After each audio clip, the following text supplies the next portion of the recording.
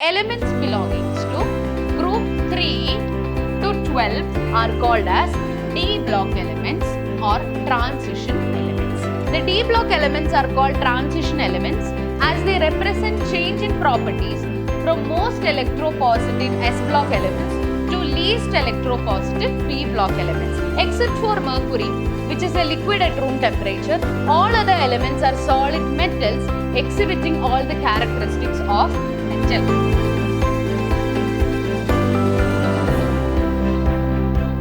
Hello everyone, this is Ambali Unnikrishnan from the Department of Chemistry, Vidhyaashram School of Excellence, Mysore.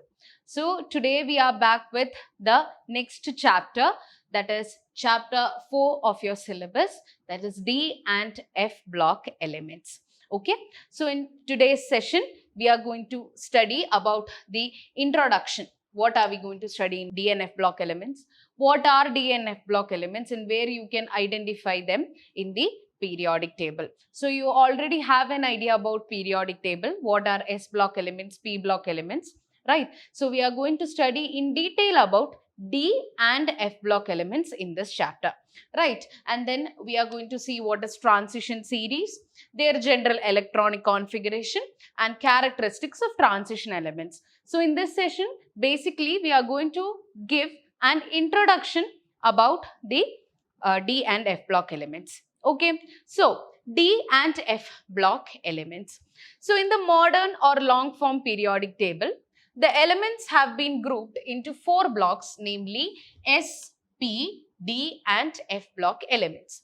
So the elements belonging to group 3 to 12 are called as D block elements or transition elements. Okay, so the elements which is belonging to group 3 to 12 are called as D block elements. So the modern periodic table is divided basically into 4 blocks, that is S block, P block, D block and F block elements. Okay, so as you can see here, this is the modern periodic table. So the first 2 groups, yes, this is the first group you can see, this is the second group. So the first 2 groups consist of the S block elements. So why they are called as S block elements? It is because the last electron of that atom is filled into the S orbital. That is why in the first and second group, they are called as S block elements. And where can you identify the P block elements? P block elements are those elements from group 13 to group 18. Okay, that is boron family, carbon family, nitrogen family, oxygen family, fluorine family, what it is? Halogens, right? And the last one is the noble gas, right? So group 13 to 18 includes the P block elements. Why again they are named as P block elements? Because the last electron of that atom will get filled into the P orbital, right? So that is why they are called as S and P block elements, right? So as you can see, the S block elements you can find over this side and the P block elements you can find in this side of the modern periodic table. Okay, so together S and P block elements are called as representative elements, right? Together S and P block elements, together they are called as representative elements. So those elements which you can find in between that of S block and P block are called as the D block elements. That means those elements from the group 3, right? Group 3 to group 12, right? In between that of S and P block elements, right? So they are called as the D block elements or transition elements. Now why they are called transition elements? D block elements have another name as well, that is transition elements. So what do you understand by transition elements? Yes, the properties of these elements are transitioning from the S block to P block elements. Okay, so the properties of these elements will be transitioning from S block to P block because they are present in between of S and P block elements. So they are called as D block elements or the transition elements. Now again, why they are called as d block elements? Because yes, the last electron is filled in the d orbital. That is why they are called as d block elements. Okay, so in the s block elements, it consists of metals, right? So the first group is called as alkaline metals and the second group is called as alkaline earth metals. So you'll find metals in the s block elements. Right, now moving on to P block, you can find metals, non-metals as well as metalloids. Right, and in D blocks, mostly you will find metals. Right, so this is about an introduction about your S, P and D blocks. Now there is one more block that is called as the F block elements. Okay, so once we complete D block, we will move on to F block and study about it in detail. So as of now, I'll just tell what is F block elements. So as you can see here, yes, this is lanthanum and this is actinium. Right, so these two elements, that is from 57, you can see the atomic number is 57 here. After that, you are able to see the next atomic number is 72. So now what about the elements in between 57 and 72? They are placed, that is from 57 to 72, those elements which are present, they are placed separately below the periodic table as F block elements. They are kept as a series separately here. See, as you can see, 57 is here. From 58 is cerium. Cerium to lutetium, that is 58 to 71 is placed below the main periodic table. You can see here. As well as here also, after 89, you can see it is 104. So what about those elements? Yes, from 90 to 103, that is thorium to lawrencium, they are placed below the periodic table. So this series is called as the lanthanides. Okay, or lanthanoids, and they are called as the actinoids. Why they are called like that? See, it starts from lanthanum. So this particular series is called as lanthanoids. And the second one starts from actinium. That is why it is called as actinoids. So lanthanoids and actinoids together forms the F block elements. Okay, so these two together forms the F block elements. So once again, this is the S block elements, first and second group. P block elements from 13 to 18. D block elements comes in between, that is from group 3 to group 12. And this elements in between 58 and 71 and 90 and 103, they are placed separately below the periodic table and they are called as the F block elements. So actually, so we know that D block elements are called as the transition elements and the F block elements are called as inner transition elements. Why they are called as inner transition elements? Yes, they are present inside the d orbitals itself, right, which are being placed separately. Right, they are part of the D block. So that is why they are called as inner transition elements. So they are placed separately, which are called as F block elements. So this is called as lanthanoids and this is called as actinoids. About F block elements, once we complete D block elements, we'll study in detail. So I hope the introduction to modern periodic table is clear for you. Right, now let's move on to what is transition series. So is D block elements and transition elements. You can find two names, that is D block elements and transition elements. So are these two words same? Or can I use both of these words in all the cases and for all the elements? So let us understand. Right, the D block elements are called transition elements as they represent change in properties from most electropositive S block elements to least electropositive P block elements. So as I told you in the beginning, the properties of the D block elements transitions from the S block to P block. So S block elements are highly electropositive. So highly electropositive means they can easily release an electron and they become positively charged. So they are highly electropositive. Now moving on to the P block elements into that side, that is group 13 to 18, they are highly electronegative.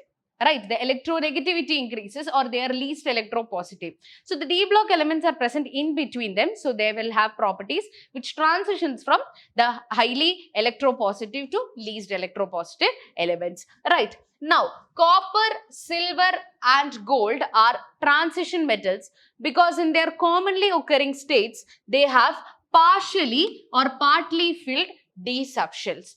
So as I told you, D block elements and transition elements we use hand in hand, but all the D block elements are not transition elements. We call those elements transition elements only when they have partially filled d orbitals. If they are having completely filled d orbitals, if the elements are having completely filled d orbitals, they are not called as transition elements.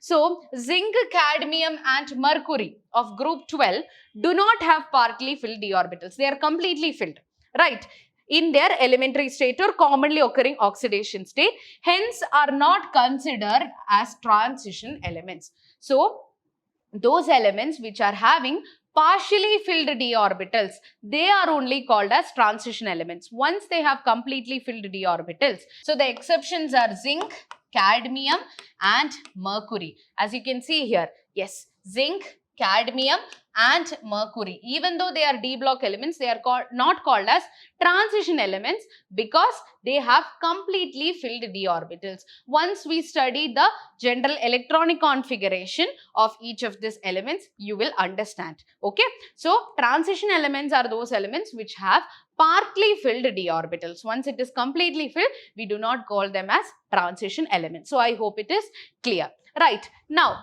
the transition elements consist of 4 rows, yes, and these series are called as transition series. Okay, so as you can see here, there will be 4 series that we are going to study. This is the 3D series, 4D series, 5D series and 6D series. So, there are 4 rows that we are going to study here. So, the first one is 3D transition series. 3D transition series, the transition elements with atomic number 21 to 30 is called as the 3D transition series, starting from scandium ending at zinc. Okay, that is the first one, from scandium to zinc. This is called as the 3D transition series. Okay, and having incomplete 3D orbital is called as the first transition series. So, they have incompletely filled 3D orbital. Now, an exception is zinc again. Yes, why it is an exception? Yes, because it is having completely filled d orbital. Now, the second series is 4D transition series. It consists of elements with atomic number 39, which is ytterbium, to 48 cadmium, and having incomplete 4D orbitals. Okay, so this is a second transition series which starts from Y, that is ytterbium, and ends with cadmium. Again, cadmium is an exception.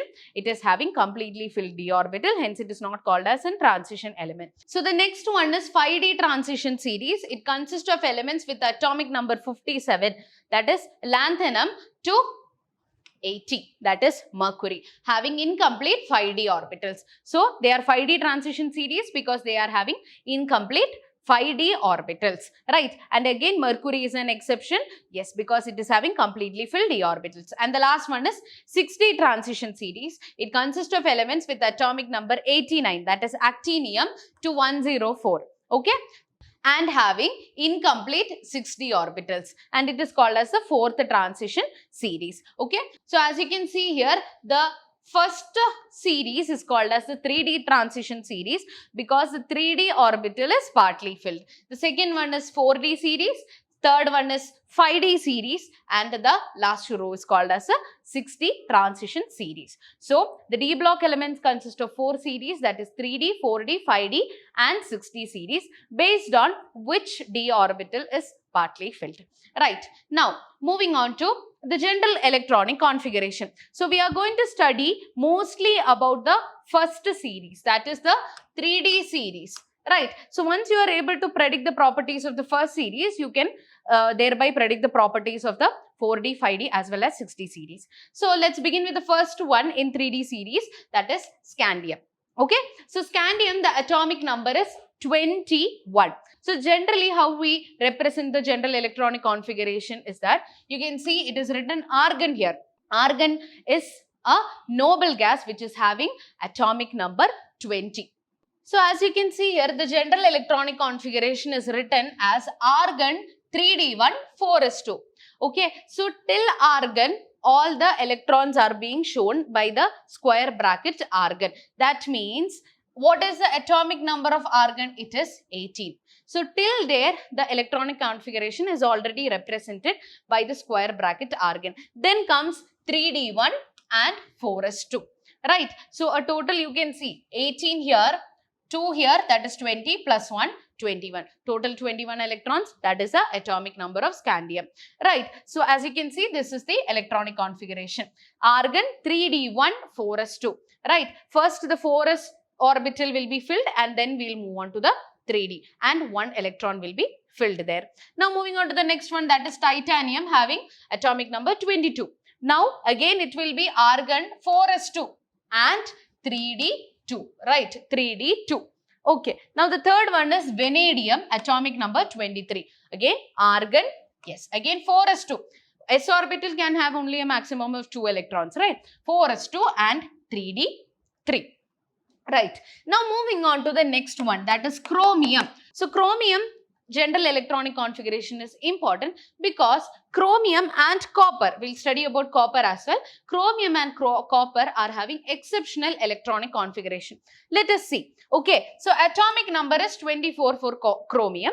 So it is argon 3d5 4s1. Now why it is not 4s2 3d4? Okay, if we go in this order, it has to be 3d4. See, for chromium, if we are moving in this order itself, it has to be 3d4 4s2. Right, it has to be like this. But it is having some exception here. Why? See, as you can see here, it is 3d5 4s1. Why is it happening like that? So as you know, in d subshell, there are 5 d orbitals. 1, 2, 3, 4 and 5. Okay. So the d orbital can maximum attain. So the d subshell can have a maximum of 10 electrons, right? As you can see, there are 5 d orbitals, 1, 2, 3, 4, 5 d orbitals. In each orbital, if we fill 2, that means a total of 10 electrons, right? So as you can see here, if I write it in this configuration, 3d5, so it is 1, 2, 3, 4 and 5. So you can see here, now the d subshell will be, yes, or the d orbital will be, yes, partially filled. Partially filled. Okay, a maximum of 10 electrons can be accommodated. Now a total of 5 electrons is accommodated. That means, yes, it is partially filled. Right, completely filled means 10 electrons, partially filled means 5 electrons, right? So what happens, instead of 3d4 4s2, yes, 1 electron from the s orbital moves to the d orbital and it becomes 3d5, so that it will get a partially filled d orbital, partially filled d subshell. Hence, what will happen? Partially filled or completely filled orbitals will have extra stability. All the atoms want to become stable, right? So what happens here? Yes, instead of 3d4 4s2, it becomes 3d5 4s1. Why? Because, yes, again, once 1 electron from the s orbital moves to d orbital, it will get a partially filled electronic configuration. So I hope it is clear. That is in the case of chromium. So it is important. Now moving on to the next one, that is manganese. Atomic number is 25. Again, argon 3d5 4s2. Okay. So the next electron, this is atomic number 24. 25 means one more electron is added. That will be added to the 4s orbital. So it is 3d5 4s2. Okay. So even manganese is partially filled, right? Okay, now moving on to the next one, that is iron. Atomic number is 26. Okay, it is argon 3d6 4s2. The next electron gets added to the d orbital. Now moving on to the next one, that is cobalt. Atomic number is 21. Yes, it will be argon 3d7 4s2. Right. Next is nickel. Atomic number 28. Argon 3d8 4s2. Okay, now again comes an exception, that is the next important one, copper. Copper atomic number is 29. As you can see here, if you are going by this order, it should be 3d9 4s2 if we are going by this order. But as you can see here, the electronic configuration here is 3d10 4s1. Okay, so if one electron jumps from the s orbital to d orbital, now what happens? Your 3d orbital, the 3d subshell, it will be 1, 2, 3, 4, 5, 6, 7, 8, 9, 10. Now what happens? The 3d orbital will be completely filled, right? It becomes completely filled. So it will gain extra stability. So instead of 3d9 4s2, one electron from the s orbital will jump to d orbital and it will become completely filled, right? So that is why chromium and cobalt, in case of chromium, it will attain partially filled d orbital. In case of copper, it can obtain completely filled d orbital. That is why the electronic configuration of these two are different. Okay, now the last one is zinc with atomic number 30. Yes, it is argon 3d10 4s2. Even this is completely filled. So I hope the general electronic configuration is also clear for you and the exceptions of chromium and copper. Now moving on to the characteristics of transition elements. Except for mercury, which is a liquid at room temperature, all other elements are solid metals exhibiting all the characteristics of metal. Okay, so D block elements are all metals in solid state except mercury, which is a liquid at room temperature. Okay, mercury is liquid in room temperature, but all the other D block elements are metals and they show the characteristics of metals. Okay, yes. Now moving on to the next one, they show variable oxidation states unlike S and P block elements. So D block elements shows a wide range of oxidation states. Not like S and P block elements. Next one, they and some of their compound shows catalytic properties. Catalytic properties means they can act as catalyst, right? So this elements from the D block elements are used as catalysts because they are having catalytic properties. So what is a catalyst? Which can alter the rate of the reaction, right? So generally those catalysts which are used in the reactions are taken from the D block elements. Hence it is important to study about D block elements as well. Another importance is we have already studied that silver, gold, copper, all these are of high importance for us, right? You use them in your day-to-day lives as well. All these belong to the D block elements, right? The next one is their compounds are colored. They form colored compounds. Now, why they are forming colored compounds? All of that we'll study in the upcoming sessions. The next one is they have great tendency to form complex compounds. They form complex compounds as well, and they form alloys and interstitial compounds. They are used to make alloys as well. What is alloys? Alloys is a mixture of different metals, right? So they are used to form alloys and interstitial compounds as well. So I hope the importance also is clear for you, right? See, where is this copper used? Copper is used widely in the wiring, right? As well as silver, gold, all of this is of high importance for us. So hence it is important to study about the DNF blocks as well. Okay, so I hope the introduction to this chapter is clear for you. So in the next session, we are going to study about the general characteristics of transition elements and what is atomic radii. So I hope what we have discussed in today's session is clear for you. So that's all for today. Thank you.